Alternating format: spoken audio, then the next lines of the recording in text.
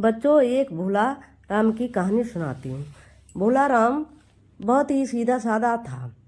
वह आर्थिक तंगी के कारण बहुत चिंतित रहता था। एक दिन वह बहुत उदास था और वह उपाय सोचने के लिए इधर उधर भटकने लगा।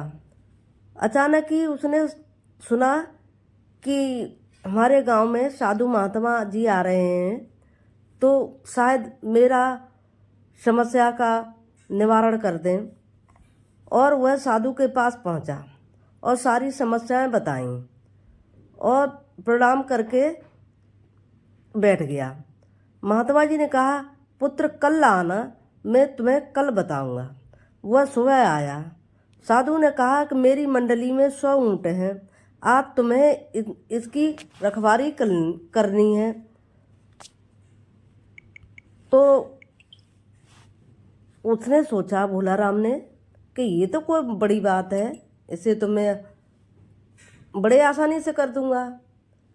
लेकिन एक साथ ऊँट बैठे नहीं, आधे बैठ जाते आधे उठ जाते, कभी आधे उठ जाते कभी आधे बैठ जाते। यह करते भोला राम को पूरा रात गुजर गई। वह सो नहीं पाया और वह हरा नीरा थका महात्मा जी के पास आया। महात्मा जी ने कहा, कहो क्या हुआ पुत्र? तो वह बोला, महाराज कुछ मत पूछो, मैं रात भर सो नहीं पाया। न तो एक साथ ऊँट बैठे और न एक साथ मैंने बैठाने की कोशिश की, लेकिन वो एक साथ नहीं बैठ सके। कुछ खड़े हो जाते तो कुछ बैठ जाते, कुछ खड़े हो जाते तो कुछ बैठ जाते।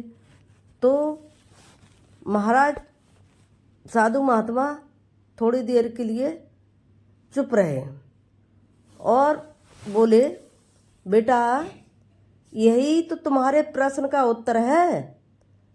जीवन के ऊँट भी ऐसे ही होते हैं।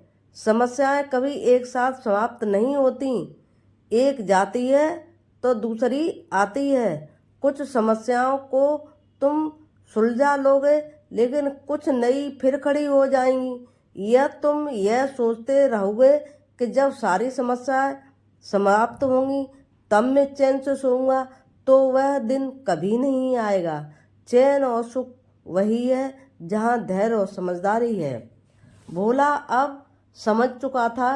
उसकी आंखें चमक गईं और उसे उत्तर मिल गया और खुशी खुशी से वह घर वापस आ गया। उसने सारी चिंताएं छोड़ दी और वह अपने जीवन से संघर्ष करने लगा।